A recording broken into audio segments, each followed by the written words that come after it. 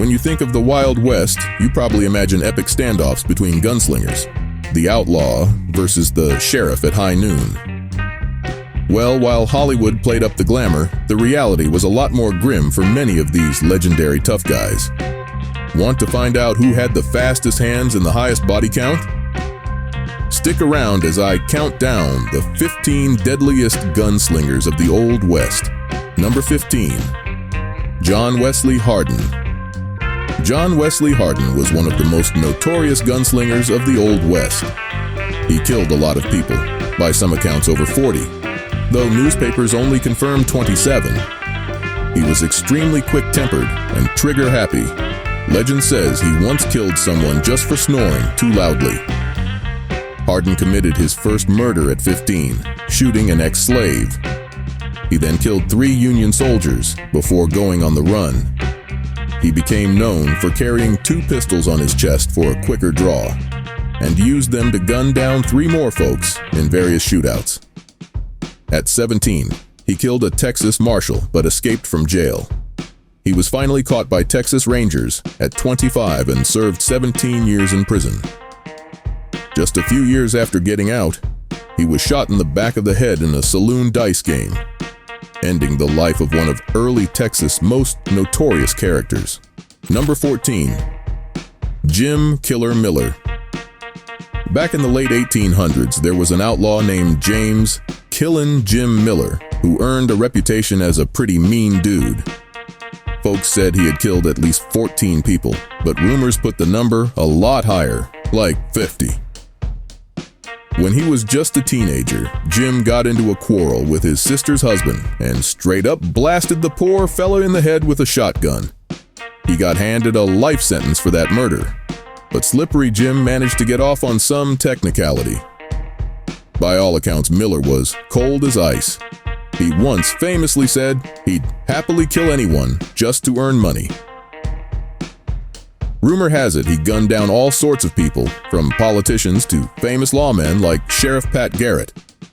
Finally, on April 19, 1909, Jim's murderous days came to an end when he killed a former deputy marshal named Allen Gus Bobbitt and got thrown in jail for it.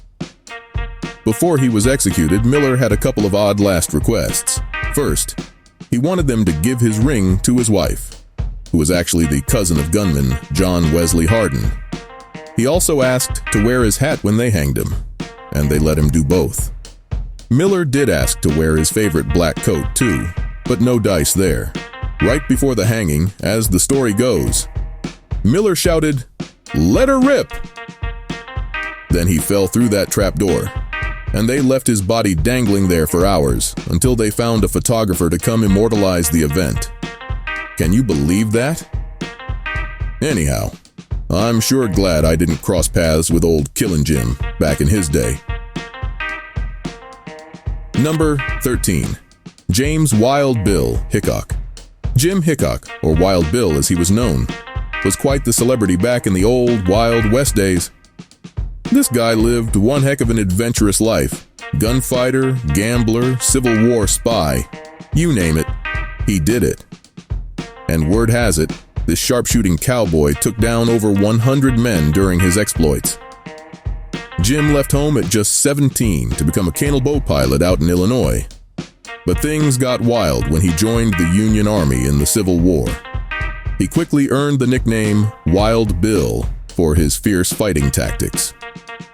Hickok worked as a spy, scout, and sniper for the Union, helping out every way he could. After the war, Jim gained a reputation as a deadly, quick-draw gunslinger. While strolling down a street in Springfield, Missouri in 1865, he got into a duel with a dude named David Tutt. Hickok drew his pistol and popped Tutt right between the eyes from 75 yards away. The first classic Western-style quick-draw showdown. After that, Hickok couldn't go anywhere without folks recognizing his face. But Jim's fame and gunslinging days ended abruptly on August 2, 1876. He was playing poker in Deadwood, South Dakota, when a gambler named Crooked Nose Jack McCall shot him in the back of the head. Rumor has it, this was payback for Wild Bill. Embarrassing McCall earlier. According to legend, Hickok had a pair of aces and eights when he died, now known as the dead man's hand. What a wild ride. Number 12. Tom Horn Jr. Tom Horn sure lived an exciting life out west back in the 1800s. He started off as a respected lawman and detective. He was real good at tracking down outlaws. In fact, he got so well known that the famous Pinkerton Detective Agency hired him. But Tom had a dangerous dark side. He had a real short fuse and a talent for violence.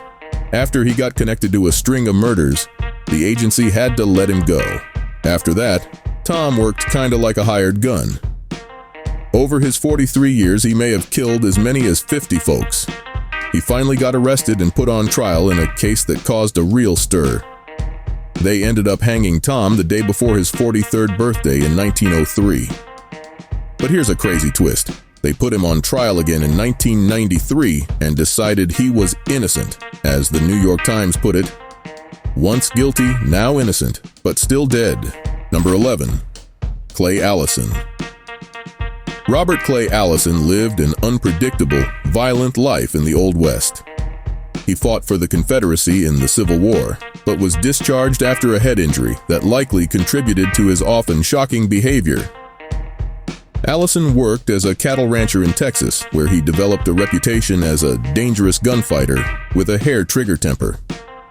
His violent exploits included decapitating a suspected murderer and carrying the severed head into a bar to share a drink. Despite his readiness for violence, Allison demonstrated occasional flashes of honor. After gunning down the outlaw Chunk Colber, who had drawn on him after a shared meal, Allison commented, "I wouldn't want to send a man to hell on an empty stomach." He met his own end, falling from a wagon and breaking his neck in 1887. His gravestone supposedly reads, "Clay Allison, gentleman, gunfighter." He never killed a man that did no need killing. While certainly an unstable and dangerous figure, Robert Clay Allison left behind a complex legacy in the history of the Old West. Number 10. Wyatt Earp. Wyatt Earp was a legendary lawman and gunslinger of the American Wild West. Born in Illinois, he spent most of his life wandering through western towns and frontier settlements, working as a gambler, miner, saloon keeper, and law enforcement officer. Earp is most famous for his participation in the legendary gunfight at the OK Corral in Tombstone, Arizona in 1881.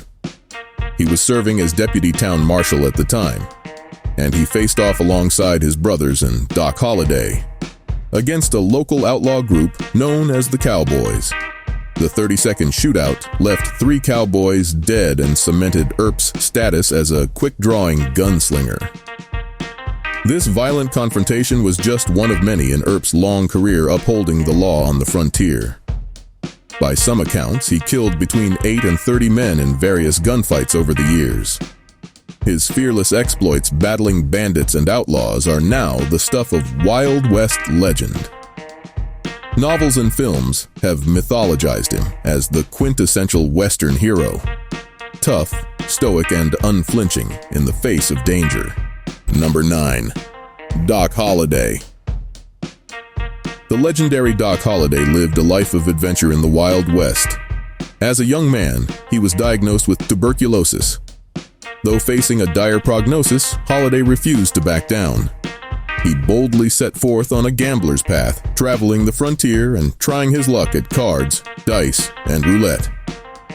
His skill with a gun soon matched his cunning at the tables. Deadly accurate, Holliday was feared by foes, yet also forged an enduring friendship with the storied lawman Wyatt Earp. When tensions erupted into the legendary gunfight at the OK Corral, Holliday stood shoulder to shoulder with Earp against the outlaw Cowboys gang. In those chaotic shots ringing out, Holliday cemented his legend as a gunfighter without equal, rumored to have felled at least 10 men. Even as illness wasted his body, the inner grit and flair that defined this iconoclastic frontiersman shone undimmed to the end. Number 8. Dallas Stoudenmire. Dallas Stoudenmire lived up to his reputation as a legendary Old West lawman in the violent town of El Paso, Texas. With his dual revolvers and deadly accuracy, he gunned down numerous men in several dramatic shootouts. After surviving multiple battle wounds fighting for the Confederacy in the Civil War, Stoudenmire brought his twin .44 caliber Colt revolvers to bear as the new sheriff of lawless El Paso in 1881. Just 3 days on the job, he killed 3 men in a lightning-fast gunfight that lasted only 5 to 10 seconds. This incident cemented his status as a feared peacekeeper. Over the next year, the twin-gun marshal was involved in a string of shootouts while enforcing the law, tallying up 6 more kills. But in 1882, Stoudenmire's luck ran out. While confronting a group of outlaws, he was shot down in the street, ending the life of one of the Old West's most notorious gunmen. Number 7. Billy the Kid. The outlaw known as Billy the Kid had humble beginnings as a petty thief and horse rustler, but by age 18, he allegedly committed his first murder, embarking on a violent path that would make him infamous. In 1877, during the chaotic Lincoln County War, Billy joined a group of regulators originally tasked with confronting a faction of corrupt businessmen. However, the regulators soon earned their own reputation for wanton violence. Over 3 days, they gunned down 3 men, including a sheriff and deputy. Though the regulators disbanded, Billy evaded capture, assembling his own gang. His celebrity rose further when he brazenly shot a gambler dead in a New Mexico saloon. A series of clashes with the law ensued, culminating in Billy's arrest and death sentence. But the kid, again, eluded the law's grasp, killing both guards and escaping. His freedom was short-lived. In 1881, Sheriff Pat Garrett and 2 deputies tracked him down and gunned him down at age 21. Mythology tells of 21 murders at Billy's hands. While the actual number is disputed, there's no debating the kid cut a violent path in his short, dramatic life as an enduring Wild West outlaw legend. Number 6. King Fisher. John King Fisher lived a violent life in the Old West. Though lesser known than some other gunfighters of his era, he first got into trouble with the law at 16 and spent time in and out of prison. In the early 1870s, Fisher became an outlaw when he joined a gang that frequently raided ranches in Mexico for cattle. Even in a world of flashy pistols, Fisher stood out for his flamboyant dress sense. He always wore brightly colored clothes, and his engraved ivory-handled twin pistols. However, it was his aggression and killer instinct that really marked him as a feared man. Among his many exploits, he murdered 3 members of his own gang over money issues, and shortly thereafter, gunned down 7 Mexican bandits single-handedly. His most legendary gunfight involved taking on 4 Mexican cowboys solo. After cracking one with a branding iron, he outdrew another cowboy and then sadistically shot the 2 unarmed men. In 1884, Fisher's luck finally ran out when he and fellow gunslinger Ben Thompson were ambushed and killed by friends of a man Thompson had previously slain in a duel. Number 5. Sam Bass. Sam Bass started out an honest man. He had a simple and modest dream. His dream was of moving to Texas and becoming a cowboy. Eventually, he did just that, but decided after 1 season he didn't like it. While transitioning from simple farmer to famed outlaw might be a stretch for some, Bass did it seamlessly. He began robbing banks and stagecoaches. He became rather proficient at it. After his 7th stagecoach robbery, Bass and his gang turned their sights on bigger prizes. They decided to rob trains. They eventually robbed the Union Pacific Gold train from San Francisco, netting over $60,000. This is to this day the largest single robbery of the Union Pacific. He was wounded by Texas Rangers on the way to rob a small bank in Round Rock. He died 2 days later on his 27th birthday. Number 4. Belle Starr. Myra Maybelle Shirley, better known as Belle Starr, lived a wild life in the American West. Born in 1848 in Missouri, Belle grew up alongside famous outlaws like the James and Younger brothers.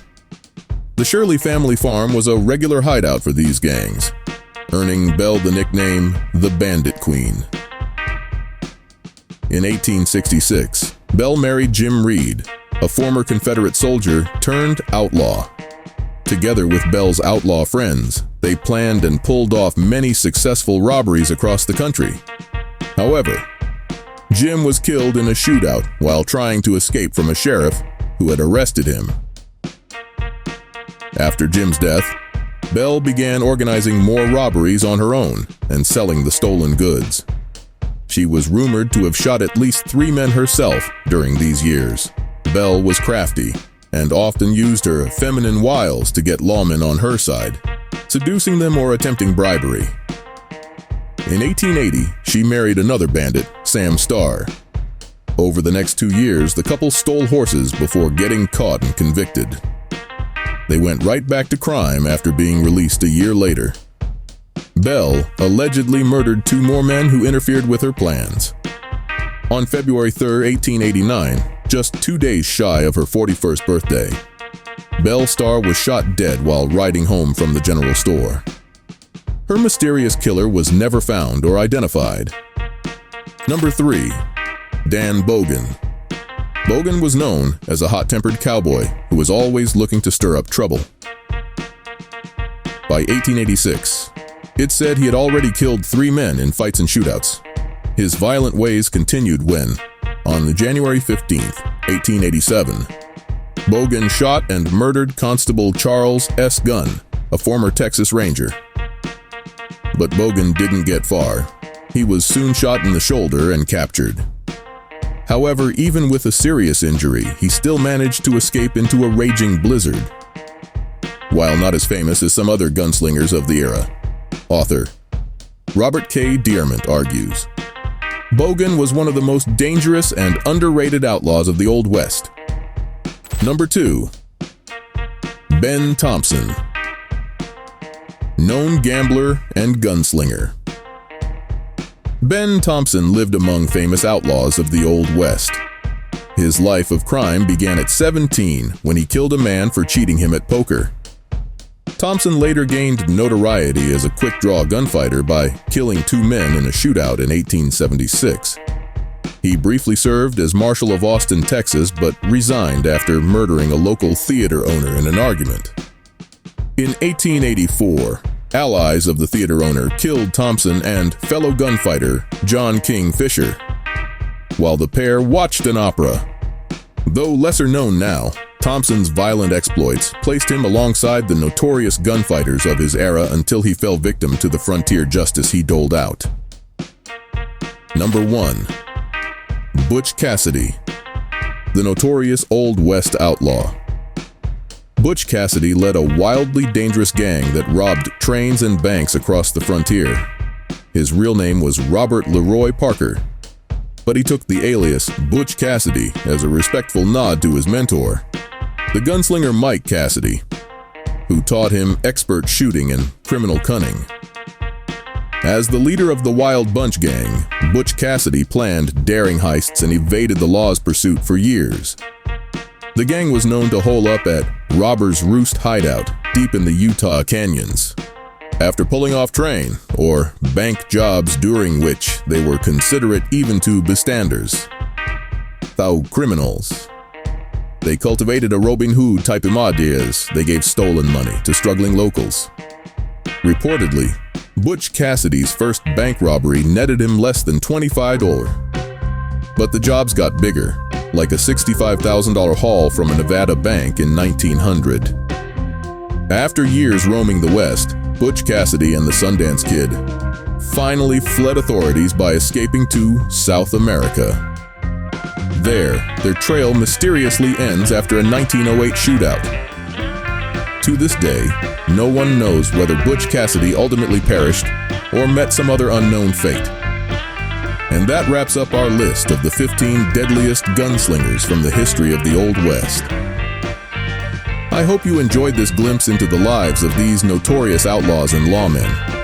Be sure to smash that subscribe button to see more Wild West content here on the channel.